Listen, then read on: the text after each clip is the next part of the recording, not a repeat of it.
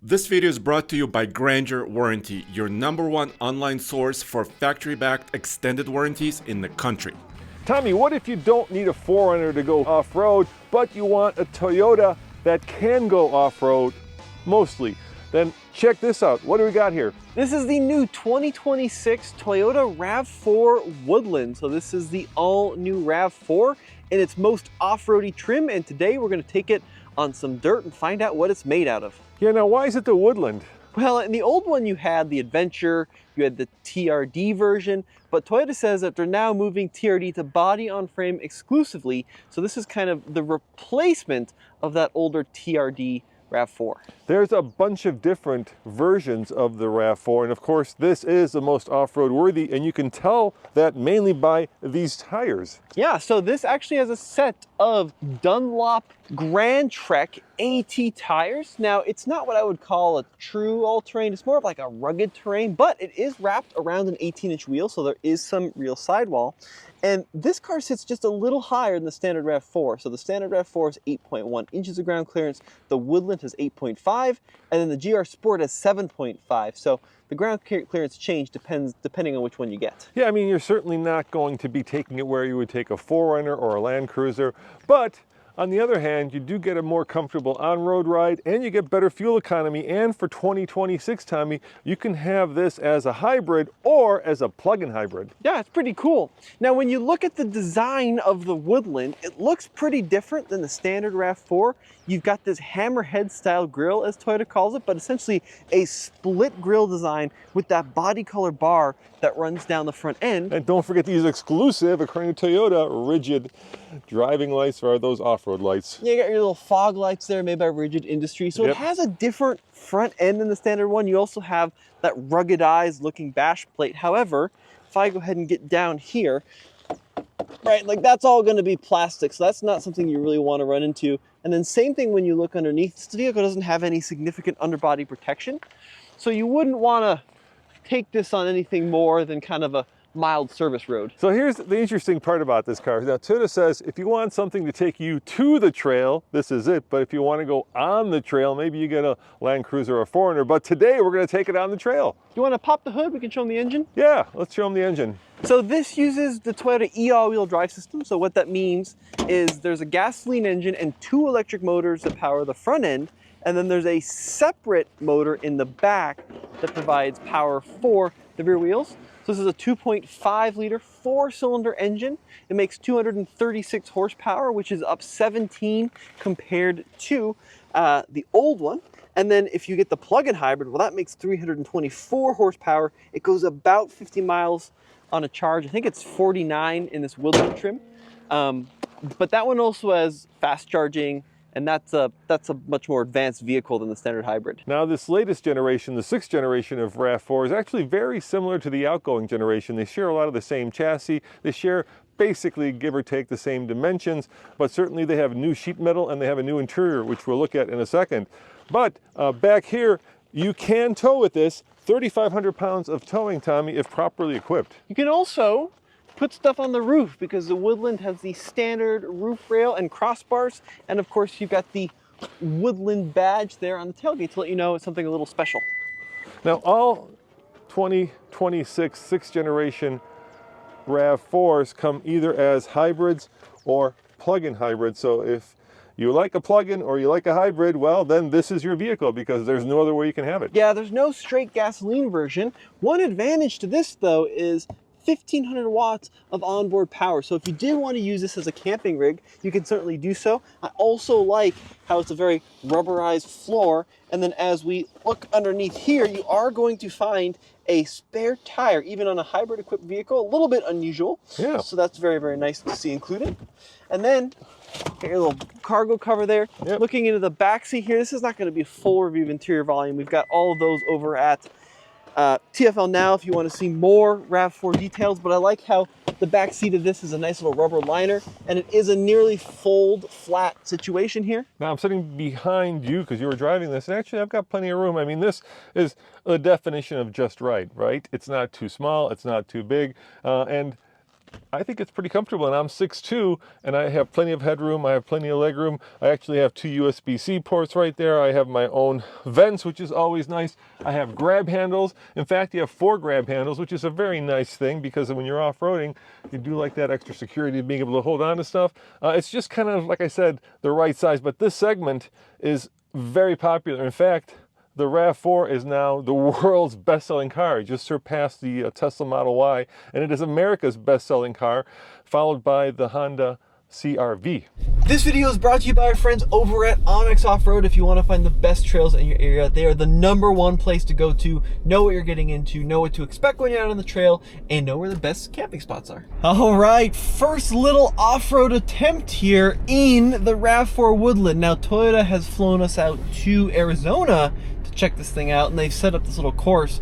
Emphasis on little though, because there's not a whole lot of terrain for us to play on. However, there's a couple spots where maybe we can get it a little off kilter and see how this all-wheel drive system responds to some cross trench situations. So here I'm coming up to this little trench, and I'm actually going to stop. I'm going to get the left front and the right rear in the air. I'm going to stop completely, and then I'm going to make sure we're in the trail mode, which we are, and then I'm just going to get on the throttle a little bit, and you can hear that all-wheel drive system responding and pulling us through that little trench. We got one more up here. I'm going to go ahead and try the same thing. The guy with Toyota minding us is probably like, what the heck is that guy doing? Where is he driving that car? But we're going to take it slow on purpose and see if we can get unstuck. Now, of course, there's no lockers in this vehicle, but even still, there we go. Going to get the vehicle stopped, stuck in a situation. Then I'm going to start applying some accelerator. Actually, the response feels a lot better than the old one did. Let me see if I can get it one more time here. Oh yeah, it feels good. Having that hybrid system too, that instant torque of the hybrid system, responding to my inputs means that we can just kind of delicately pull through a lot of these little hills and challenges and divots. So I'm going to go right here. I'm going to crank it right, avoid this pole. Not a ton of ground clearance in this vehicle. This thing competes with vehicles like the Bronco Sport, the Forester Wilderness, but you know, those have some more capability in this vehicle, though they also have more ground clearance and underbody protection. So really the direct competitor is something like the Meridian CX-50, maybe the Nissan Rogue Rock Creek. I like a lot about this new RAV4, and this powertrain on the road is really comfortable, very refined. I do wish they would push the envelope a little bit in terms of the off-road gear here. Like, it'd be really great to see some skid plates, a recovery point, something like that, because there is just none of that in this new RAV4. It really is more of an appearance group, and they said flat out, like, this vehicle is designed to get you to the trail, but maybe not necessarily on the trail, which is a very important distinction to something like a 4Runner, for example, right? So I like that they added tires at least, and a pretty decent set of tires. I like it's got a little bit more clearance, and I also like that everything's kind of rubberized in here. That's useful. But in terms of actually, like, can I take this to the cool camping spots or the cool trailhead? I'm not really sure you can in this new RAV4. We're gonna have to get it out to Colorado, put it through something that's not a little quarter-mile loop to really find out what is what with this vehicle. But yeah, I mean, in this little, essentially parking lot, it did pretty well. Torque vectoring did what it needed to do with the brakes. But yeah, I don't really have a good sense of what this thing can actually do. Tommy, as you know, Toyotas are known for their longevity, and this comes with the factory warranty, but what happens when the factory warranty runs out, huh? What happens? Well, that's where Grainger Warranty, today's sponsor, comes into play. They will offer extended warranties for vehicles like this RAV4 and keep you trucking on the road for years to come. And best of all, Tommy, it's peace of mind, because not only do they offer an extended warranty, but it's done with OEM technicians and OEM parts, so you can take your RAV4 to a Toyota dealership and have it fixed or repaired or serviced with OEM parts. All right, so we're checking out the inside of the RAV4 Woodland. There's a lot to talk about in here. Let's start with the seat design. So Dad, one thing what's interesting about the different trims of RAV4 is they do have very different seats as well as interior colors and palettes. So what do you think of these seats? Pretty cool, huh? Yeah, I like this textured seating surface. I like the color inserts. It just gives it a little bit more flair, Tommy. It does, yeah, and I really like all the little bits of orange piping and trim on the inside of this RAV4. I think that something that's been missing in some of the Toyotas of recent is pops of color in here. And I will say there's not quite enough pops of colors in here, but it's nice that at least they give you a little bit of orange trim to differentiate the Woodland. Now that center console has kind of a unique hidden feature. So it does fold from both sides, you can see that. However, if you push both buttons in at the same time, lift up, you can then spin it around, latches back into place, and now you have a tray here. Now they say specifically don't put cups or boxes of cake on here, and also you can go fast with this, but very uncomfortable to put your arm on. It is nice and durable though, so if you're out messing around in the mud, you're not going to get that dirty. And then you can unclick it and then bring it back to a pad if you prefer that, which I think I do. How long before they sell extra covers because these are going to get lost? That's what would happen, at least to me. You know that. I would take it off and then I would like forget about it and it end up in the garage. So steering wheel, very straightforward. You got this kind of blocky design that we've seen a lot of the Toyota trucks, so it gives it kind of an adventurous look here. Full digital instrument cluster, that's standard on RAV4. And then this screen, so this is actually the smaller of two screens available. This is a new 10.5 inch screen. There's also a 12.9 depending on the trim, but it's running the newest, the latest, and the greatest of Toyota infotainment system. So you've got these tiles now for your home screen. You've got obviously navigation, your music, playlist things. It's all pretty well integrated, and I think they've just tweaked it enough to make it feel better than the old one.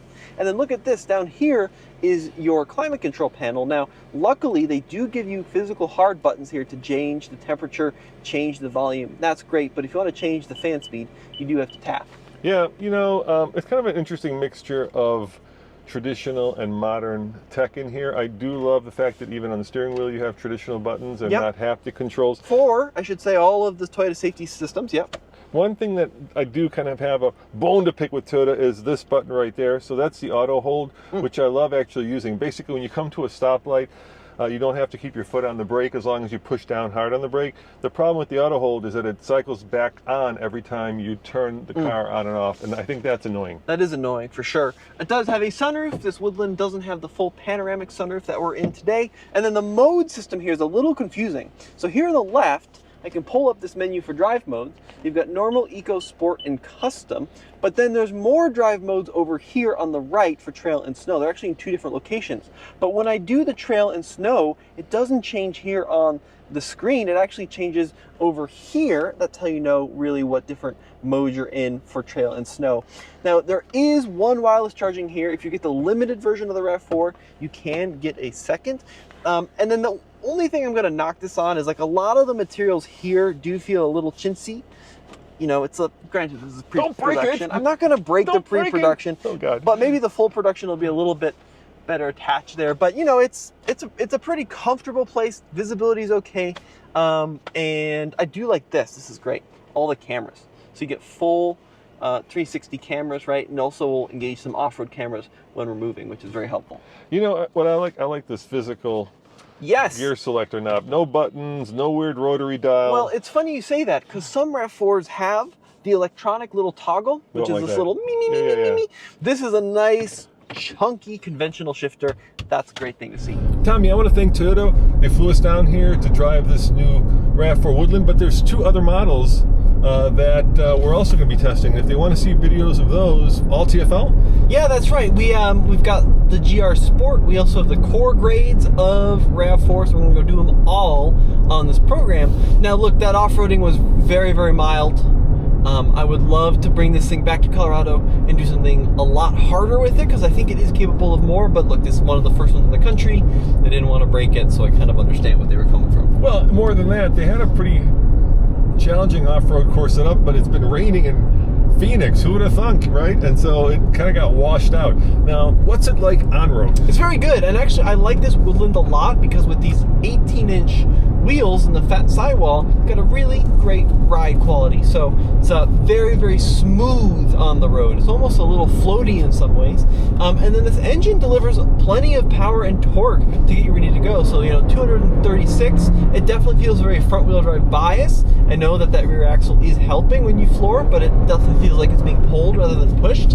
But it goes down the road really well. You know, we own the newest generation of 4Runner, and I have to say, this thing is much more more comfortable on road. It's a lower, so you don't quite have that majestic view of the road, but man, it's a lot more comfortable of a car when you're going down the road.